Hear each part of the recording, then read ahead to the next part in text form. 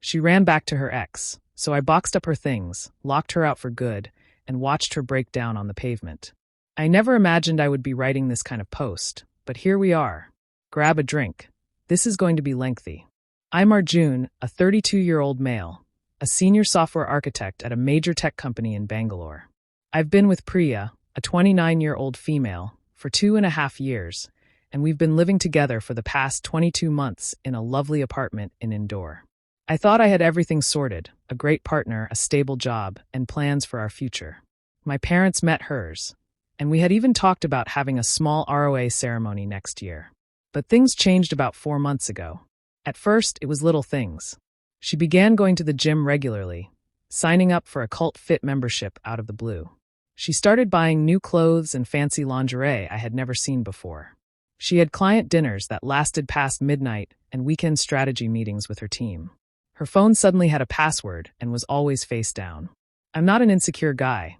I lead a team of 15 developers, deadlift twice my weight, and have my life together. I don't feel jealousy, but I trust my gut instincts, and they were yelling at me. Last Tuesday, she rushed out for another urgent client issue, leaving her laptop open on the dining table. Her WhatsApp web was logged in. I wish I hadn't looked, but I'm glad I did. I found months of messages with Vikram, her ex from business school, the jerk who runs those overpriced CrossFit gyms. There were explicit photos and videos I wish I could unsee. She had booked a hotel every time she had a client visit in Mumbai. They were planning to meet during her upcoming offsite. The messages were a nasty mix of Hindi and English. Baby Kelra was amazing. Can't wait for Mumbai next week. The effort was there. She was getting married in 3 months to some dentist whose family funded his gym expansion. I sat there for maybe 5 minutes, methodically taking 147 screenshots of every booking, every photo, every "I love you, baby" message. Then I made my move. I called in sick on Wednesday. As soon as she left for work, I packed up everything she owned into suitcases and boxes. Her clothes, her beloved makeup collection, her books, everything. I called a locksmith, changed the Godrej locks, and informed building security and the society secretary that she was no longer a resident. They know me and didn't ask questions. I left her things neatly in the lobby with security. Professional until the end. But I wasn't finished. I found Sneha, the fiancée, on Instagram. I created a throwaway account and sent her everything. Every screenshot, every booking receipt. I thought she should know what her future husband was doing with his time and her family's money. Then I waited. Priya came home at 11:17 p.m. from another client dinner and called me from downstairs, confused about why her key wasn't working. I didn't answer. She came up and saw her belongings in the lobby through the glass door. The security guard handed her the note I left. Your key doesn't work anymore. Neither do your lies. Your things are with security. Don't attempt to come upstairs. The meltdown was incredible. She banged on the door, screaming and crying. Neighbors came out, and Mrs. Sharma from 4004 was recording everything. The society WhatsApp group lit up. I just sat on my couch, sipped my drink, and let her experience what betrayal really feels like. Security eventually escorted her out after she refused to leave. That night, she tried calling me 67 times. I blocked her on everything except email for documentation purposes. The best part was that Sneha had seen my messages. By the time Priya was having her meltdown in my building, Vikram's world was falling apart too. Sneha's family lawyers were already drafting notices. It's been 48 hours. My phone hasn't stopped buzzing. Her parents are threatening me. My parents are confused but supportive. Mutual friends are taking sides. Her best friend, Anna, called me an idiot for publicly humiliating her. I regret nothing. You want to mess around? You'll find out. I gave this woman everything, my time, trust, and commitment. She gave me lies and betrayal. The streets can have her. I'm not broken. I'm not crying. I'm free. In summary, I discovered my girlfriend of 2.5 years was cheating with her engaged ex, changed the locks, and sent evidence to his fiancée. Nuclear revenge achieved. Edit. To everyone asking, yes, this is legal. She's not on the rental agreement. I consulted my cousin, who's a lawyer, before doing anything. And no, I don't feel bad about exposing her publicly. She made her choices in private. She can face the consequences in public. Update 1 posted the next day. Holy crap, this blew up. I woke up to over 500 DMs and comments. Let me clarify some things and give you all an update because the last 24 hours have been absolutely wild. First, regarding some comments. Yes, I'm cold about this. That's just who I am. I process things analytically, not emotionally. That doesn't mean I'm not hurt. I just channel it differently. No, I won't take her back. That bridge isn't just burned. It's been obliterated. For those saying I should have confronted her first, why? So she could gaslight me, delete evidence, and turn on the waterworks? No way. Now for the update. Her family's reaction. Her father called me at 6 a.m., all uncle mode. Beta, all couples have problems. You should have come to us. Then it shifted to threats about defamation when I stayed silent. Her mother attempted emotional manipulation, saying, "We treated you like a son. How could you humiliate us like this?" My response was, "Your daughter treated me like an ATM and safety net while sleeping with another man. The humiliation is on her, not me." They hung up. Vikram, the jerk. This absolute fool showed up at my office during lunch with two of his gym buddies, trying to look tough. Security stopped them at the gate, which is a perk of working at a major tech park with good security. He called me from there, all aggressive, saying to come down and talk like a man. I went down with our head of security and two guards and told him calmly, "You want to talk? Say it here. Otherwise, I'm filing a police complaint for intimidation." His buddies suddenly remembered they had somewhere else to be. He tried to get in my face, saying I ruined his life. I replied, "No, you ruined your life when you decided to sleep with another man's girlfriend while planning a wedding. I just made sure everyone knew about it." Security escorted them out, and I saved the CCTV footage. Sneha's response. This is where it gets interesting. Sneha comes from money. Her family owns a chain of dental clinics across South India. She called me yesterday evening, surprisingly calm, thanking me for opening her eyes. Then she dropped a bomb. "This isn't the first time. I hired a detective after you sent those screenshots. He's been doing this throughout our relationship. There are at least 3 other women, all married or in relationships. This idiot was running a whole side business. She's not just breaking the engagement. Her family's lawyers are going after their investment in his gyms. It turns out daddy's money came with contracts. Vikram is about to learn what happens when you mess with real power." Priya's desperation. She's in full damage control mode, posting an Instagram story claiming I was emotionally abusive, saying I was controlling and jealous, and that I threw her out without warning. She claims I'm making up the cheating story. Too bad I have receipts. She started a WhatsApp broadcast to our mutual friends with select screenshots, censoring the explicit stuff. I'm not that cruel. Her credibility went from 0 to negative. The best part is, her company VP called her in for a meeting today. Turns out those Mumbai client visits were supposed to be work trips. She was filing expense reports for them. That's not just cheating, that's fraud. My mental state. I won't lie and say I'm perfect. I woke up at 3 a.m. yesterday and almost called her. Almost. Then I remembered that video of her with him, and the urge passed quickly. I'm channeling everything into productive things. I hit a personal record on deadlifts this morning, 220 kilograms. I deep cleaned the apartment and am already interviewing for flatmates. I've blocked 2 hours daily for therapy, and I'm not ashamed to admit I need it. The Gossip Network. Our society aunties are having a field day. Mrs. Sharma has appointed herself my guardian angel, offering to introduce me to nice girls from good families. The building WhatsApp group has more drama than a movie. Priya can't even come to collect her remaining stuff. I found some more in storage. Her parents will have to do it. The shame in this society is real, and I'm not sorry about it. Legal update. My cousin is drafting a legal notice for harassment if she or her family continues to threaten me. I'm also documenting everything in case she tries to file false cases. I know how this works in India. Social fallout. Our friend group is splitting.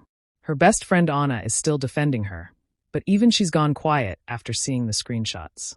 My college friends are rallying around me, planning a trip to Goa next month to properly close this chapter. To everyone asking if I regret the nuclear option, absolutely not. She went nuclear on our relationship first. I just made sure everyone knew about it. More updates to come. This saga isn't over. Edit.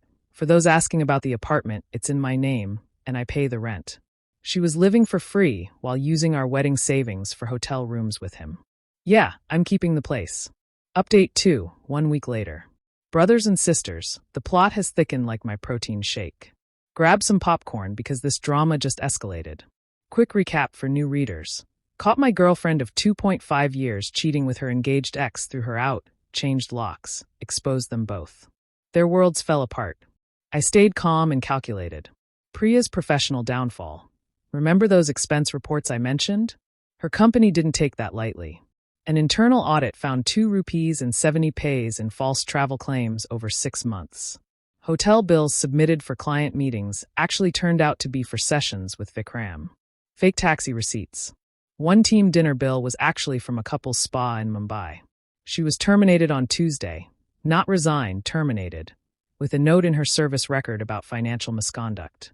Good luck explaining that in your next interview, sweetheart. The beautiful part? I didn't have to do anything. Her own greed exposed her. She literally got paid by her company to cheat on me. Vikram's gym empire crumbles. Sneha's family doesn't play. They had a 40% stake in his business. Legal notices were served. A forensic audit revealed he was skimming funds too, using gym money for a lavish lifestyle, cars, watches, hotels.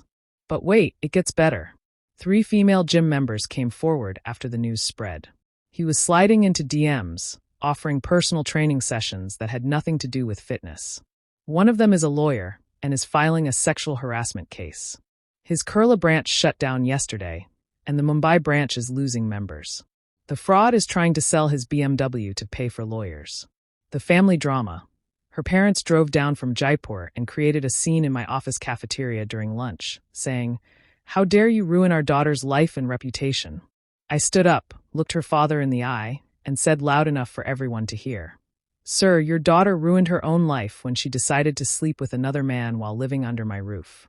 I just made sure everyone knew the truth. Now, please leave before I call security." The entire cafeteria went silent. Her mother started crying. They left. HR called me in later, not to reprimand me, but to offer support and ensure I felt safe at work. My manager even said, "Bro, that was savage, but maybe handle family drama outside next time." Fair enough. Sneha and I, our alliance, before you start shipping us, it's not like that. We're both dealing with betrayal and found unexpected support in each other. She's brilliant, comes from a good background, and has zero tolerance for nonsense. We meet once a week for coffee, compare notes, and ensure both cheaters stay buried. She shared something that made my blood boil. Vikram had saved intimate pictures of Priya and was showing them to his gym buddies. Who does that? She got hold of his phone before throwing him out and deleted everything.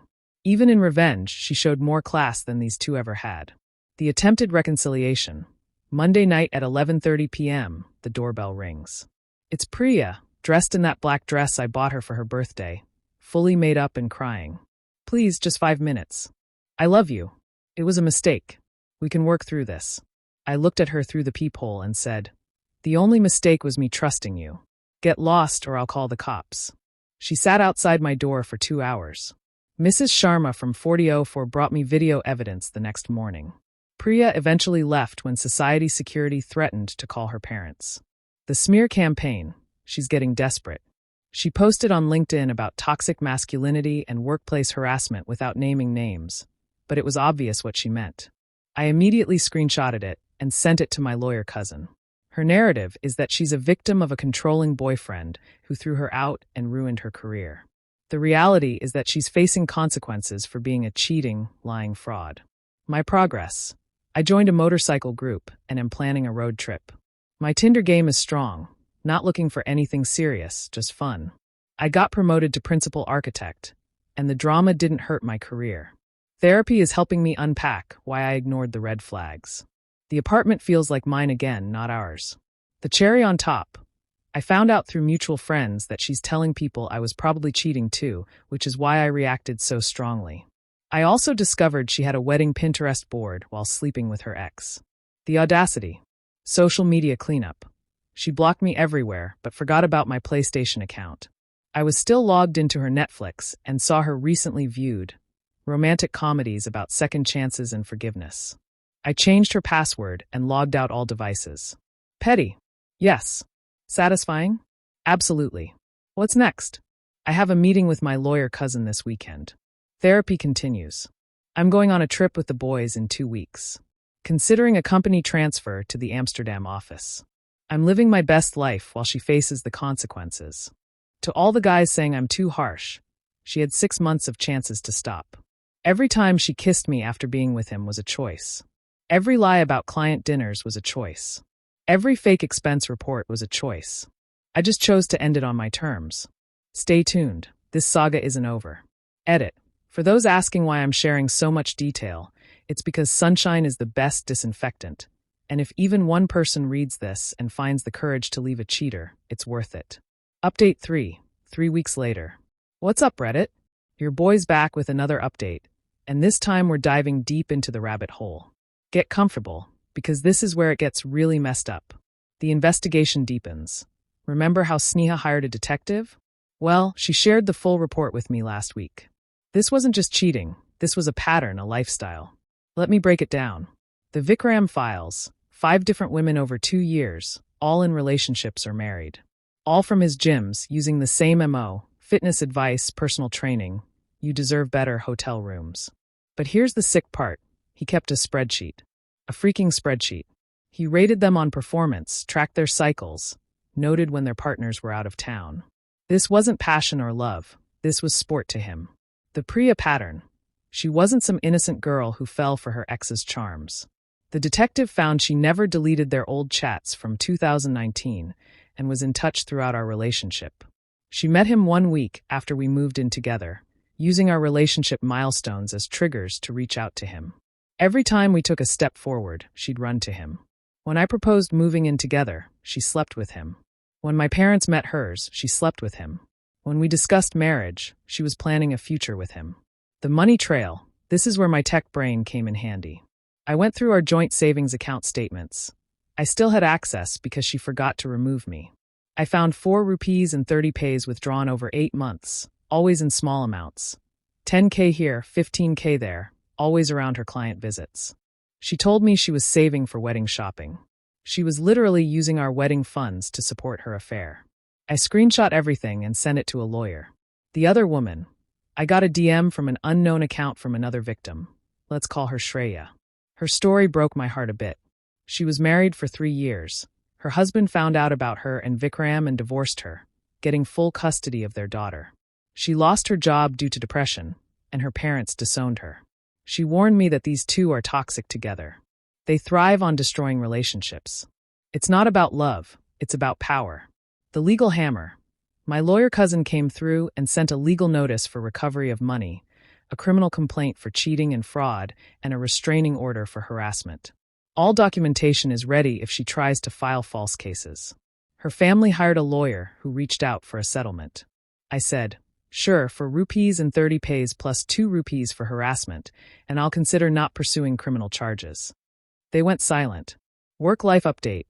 My promotion came with an opportunity. The Amsterdam office wants me for a 2-year stint. I'm taking it for a fresh start in a new country with a 3-fold salary. I submitted my documents yesterday. Funny thing, Priya's old company reached out. They're pursuing criminal charges for expense fraud and needed my testimony, which I gladly provided. The breakdown attempt. Last Sunday at 2 a.m., my doorbell camera alerts me. It's Priya drunk with Anna, her best friend. She's sobbing, trying to input the old door code. Anna is trying to reason with her. I heard everything through the camera. He destroyed my life. I replied, you destroyed your own life. I made one mistake for 8 months. I loved them both. You loved neither. Even her best friend is done with her nonsense. Vikram's downfall continues. He lost his Bandra gym too. Sneha's family basically destroyed him financially. But the best part is, his family found out. Conservative Marwari family discovered their son was a serial cheater who ruined multiple marriages. His father disowned him, his mother won't take his calls, and his brother kicked him out of the family business. He's apparently crashing at some friend's place in Pune, trying to start over. My mental health check. Not going to lie, therapy uncovered some issues.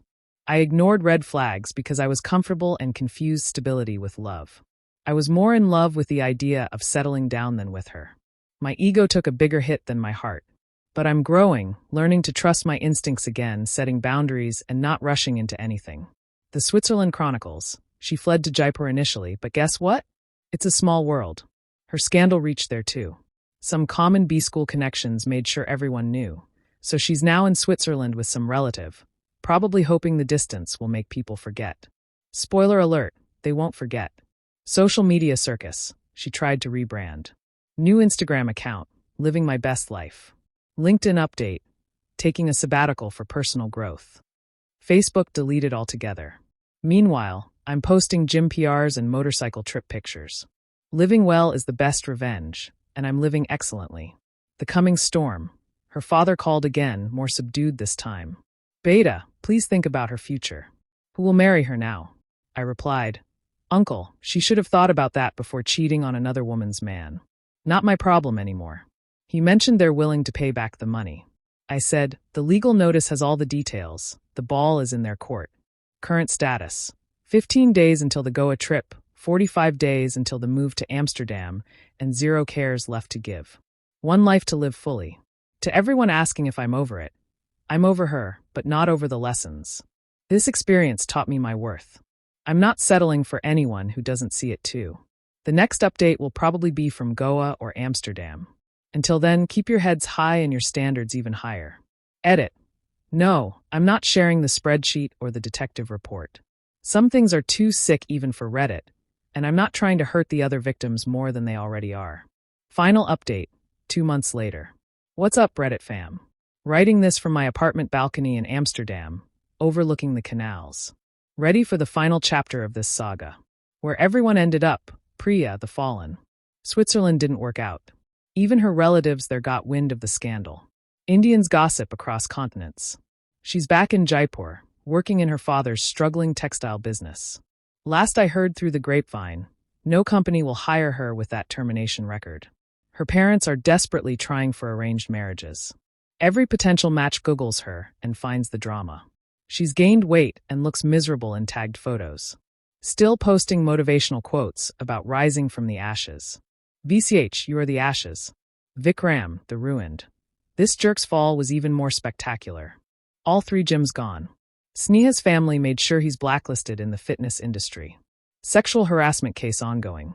He moved to some Tier 3 city, working as a regular trainer in a local gym. His family still won't acknowledge him. From BMW to Best Bus, you love to see it. Sneha, the phoenix. This woman is an inspiration. She opened 2 new dental clinics and is dating a surgeon her parents introduced her to. She looks happier than ever. We still catch up monthly on video calls. She sent me Dutch chocolates as a congrats for my move. Class recognizes class. The legal resolution. Her family finally paid up. For rupees and 30 pays returned to my account, and 1 rupee and 50 pays as a settlement for harassment. I received a written apology from Priya, drafted by a lawyer, along with an agreement to never contact me again. I didn't pursue criminal charges. It wasn't worth my time or energy. The social destruction was punishment enough. My journey. The Goa trip with the boys was exactly what I needed. 4 days of morning workouts on the beach, afternoon beers, evening parties, no talk about the ex, just brotherhood and healing. I realized I have solid people in my corner, and that's worth more than any relationship. The Amsterdam Move. I've been here a month now. Life feels different when you're earning in euros and living your truth. Work is challenging but rewarding. The European work-life balance is real. The dating scene is refreshing. They're direct here, no games. I bought a motorcycle and am planning weekend trips across Europe. Therapy continues, and I'm working on trust issues. The growth. I'm not the same man who wrote that first post. That guy was reactive, angry, and hurt. Today, I understand Priya was a lesson, not a loss. My standards are non-negotiable. I trust my instincts implicitly. I don't need someone to complete me. I'm whole on my own. The plot twist. 2 weeks before leaving India, I got a LinkedIn message from another tech girl who saw my post about moving to Amsterdam. We grabbed coffee. She knew about the drama. Who didn't? But she said something that stuck with me. Anyone who could handle that situation with such dignity is someone worth knowing. We've been talking. She's moving to London next month, and we're planning to meet up. No expectations, just vibes. The lessons. Trust your instincts. They're your internal alarm system. Document everything. Evidence is vital in this digital age. Choose to cut out toxicity from your life. Your tribe matters. Real friends show up when things get tough. Living well is mandatory, and success is the ultimate revenge. Growth requires discomfort. This pain transformed me.